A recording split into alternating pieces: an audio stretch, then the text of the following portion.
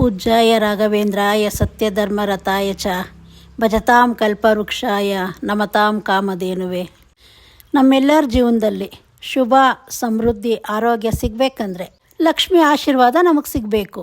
ಇದೇನಾದರೂ ನಮಗೆ ಸಿಕ್ತು ಅಂದರೆ ಧನ ಸಮೃದ್ಧಿ ಆಗತ್ತೆ, ಸಂತಾನ ಅದೃಷ್ಟ ಭಾಗ್ಯ ಎಲ್ಲ ಸಮೃದ್ಧಿ ಆಗತ್ತೆ. ಎಲ್ಲದಕ್ಕೂ ಮುಖ್ಯವಾಗಿ ನಮಗೆ ಸಂತೋಷ ಬೇಕು, ಆ ಸಂತೋಷವೂ ಸಿಗತ್ತೆ. ಈ ಲಕ್ಷ್ಮಿ ಅನುಗ್ರಹ ನಮಗೇನಾದರೂ ಸಿಗಬೇಕಂದ್ರೆ ಮುಖ್ಯವಾಗಿ ತುಳಸಿ ಪೂಜೆ ಮಾಡಬೇಕು. ತುಳಸಿ ದೇವಿ ವಿಷ್ಣು ಪ್ರಿಯವಾದವಳು. ವಿಷ್ಣುವಿನ ಅನುಗ್ರಹ ಕೂಡ ನಮಗೆ ಸಿಗತ್ತೆ. ಎಷ್ಟೋ ಜನಕ್ಕೆ ತುಳಸಿ ಪೂಜೆ ಮಾಡೋ ಸರಿಯಾದ ವಿಧಾನವೇ ಗೊತ್ತಿರಲ್ಲ. ಅದರಿಂದ ಏನಾಗುತ್ತೆ ಅಂದರೆ ನೀವು ಮಾಡೋ ತುಳಸಿ ಪೂಜೆ ಫಲನೇ ಸಿಗಲ್ಲ ನಿಮಗೆ. ಮನೆಯಲ್ಲೇ ಸುಲಭವಾಗಿ ತುಳಸಿ ಪೂಜೆದು ವಿಧಾನ ತಿಳಿಸ್ಕೊಡ್ತೀನಿ. ತುಳಸಿ ಗಿಡನ ನಾವು ದೇವಿ ರೂಪದಲ್ಲಿ ಪೂಜಿಸ್ತೀವಿ. ನಾವು ಪ್ರತಿದಿನ ತುಳಸಿ ಪೂಜೆ ಮಾಡೋದ್ರಿಂದ ನಾವು ಮಾಡಿರೋ ಪಾಪ ಕಳೆಯುತ್ತೆ, ಮನೆಗೆ ಧನಲಕ್ಷ್ಮಿ ಆಗಮನ ಆಗತ್ತೆ, ಮನಸ್ಸಿಗೂ ಒಂಥರ ನೆಮ್ಮದಿ ಸಿಗತ್ತೆ.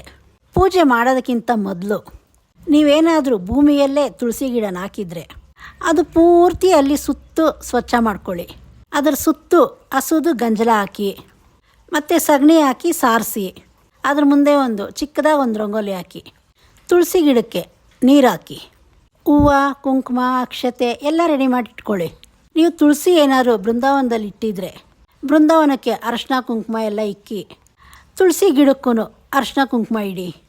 ಬೃಂದಾವನ ಇಲ್ಲದೆ ನೀವು ನೆಲದಲ್ಲೇ ಹಾಕಿದರೆ ಗಿಡನ ತುಳಸಿ ಮುಂದೆ ರಂಗೋಲಿ ಹಾಕಿರ್ತೀರಲ್ಲ ಅಲ್ಲೇ ಅರಶಿನ ಕುಂಕುಮ ಇಡಿ, ಮತ್ತು ತುಳಸಿಗೂ ಅರಶಿನ ಕುಂಕುಮ ಇಡಿ. ಆಮೇಲೆ ತುಳಸಿ ದೇವಿಗೆ ಸಂತೋಷ ಆಗಬೇಕು ಆ ರೀತಿ ಹೂವು ಇಡಿ. ಮತ್ತು ತುಳಸಿ ಗಿಡ ಮುಂದೆ ದೀಪ ಹಚ್ಚಿ. ನೀವು ಮಣ್ಣಿನ ದೀಪ ಹಚ್ಚಿದ್ರೆ ತುಂಬಾ ಒಳ್ಳೆಯದು. ಆ ದೀಪನ ತುಪ್ಪದಿಂದ ಹಚ್ಚಿದ್ರೆ ಇನ್ನೂ ಒಳ್ಳೆಯದು. ತುಂಬ ಜನ ಏನು ತಪ್ಪು ಮಾಡ್ತಾರೆ ಅಂದರೆ ತುಳಸಿಗೆ ಅಬೆ ತಗಲೋ ರೀತಿ ಹಚ್ತಾರೆ ದೀಪನ. ಆ ಗಿಡಕ್ಕೂ ಏನಾಗತ್ತೆ ಅಂದರೆ ಹಾನಿ ಆಗತ್ತೆ. ಅದರಿಂದ ನೀವು ಮಾಡೋ ಪೂಜೆ ಶುಭ ತಂದುಕೊಡಲ್ಲ, ಅಶುಭ ತಂದುಕೊಡತ್ತೆ.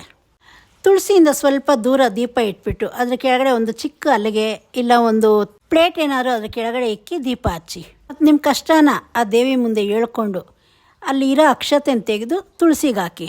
ಮತ್ತು ನಾನು ನಿಮಗೆಲ್ಲ ಹೇಳಿದ್ನಲ್ಲ ತುಳಸಿ ಮಹಾಲಕ್ಷ್ಮಿ ಮತ್ತು ವಿಷ್ಣು ಪ್ರಿಯೆ ಅಂದ್ಬಿಟ್ಟು, ನಾನಿವಾಗ ಹೇಳೋ ಈ ಮಂತ್ರನ ತುಳಸಿ ಮುಂದೆ 11 ಸಲ ಜಪ ಮಾಡಿ. ಅಲ್ಲಿ ತುಳಸಿ ಹತ್ರ ಸುತ್ತೋದಕ್ಕೆ ಏನಾದರೂ ಜಾಗ ಇದ್ದರೆ 11 ಸುತ್ತಾಕಿ ಈ ಮಂತ್ರನ ಜಪ ಮಾಡಿ. ಜಾಗ ಇಲ್ಲ ಅಂದರೆ ಸುತ್ತೋದಕ್ಕೆ ಕೂತ್ಕೊಂಡು 11 ಸಲ ಈ ಜಪನ ಹೇಳಿ. ಜಪ ಯಾವ ರೀತಿ ಇದೆ ಅಂದರೆ ತುಳಸಿ ಶ್ರೀ ಮಹಾಲಕ್ಷ್ಮಿ ವಿಷ್ಣು ಪ್ರಿಯೆ ನಮೋ ನಮಃ.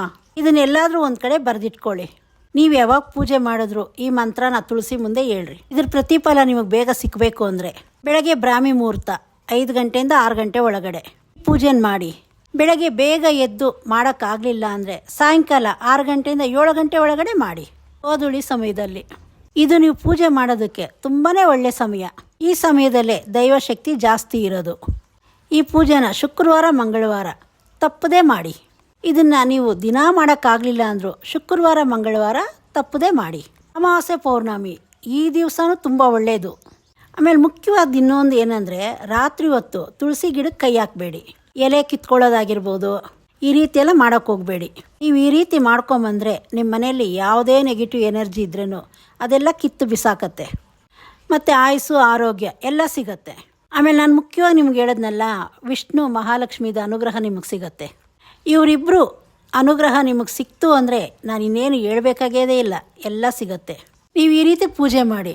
ನಿಮ್ಗೆ ಇದರಿಂದ ಒಳ್ಳೆಯದಾಯಿತು ಅಂದರೆ ನಮಗೆ ಕಮೆಂಟ್ ಮಾಡಿ ತಿಳಿಸಿ. ಮತ್ತು ಯಾರಾದರೂ ಈ ರೀತಿ ಪೂಜೆ ಮಾಡ್ತಾ ಇದ್ದರೆ ಅದರಿಂದ ಸಿಕ್ಕಿರೋ ಫಲ ಅದನ್ನು ಕಮೆಂಟ್ ಮಾಡಿ ತಿಳಿಸಿ. ಇದೇ ಥರ ಒಳ್ಳೊಳ್ಳೆ ಮಾಹಿತಿಗಳು ನಿಮಗೆ ಕೊಡ್ತಾ ಇರ್ತೀನಿ. ಚಾನಲ್ ಸಬ್ಸ್ಕ್ರೈಬ್ ಮಾಡ್ಕೊಳ್ಳಿ.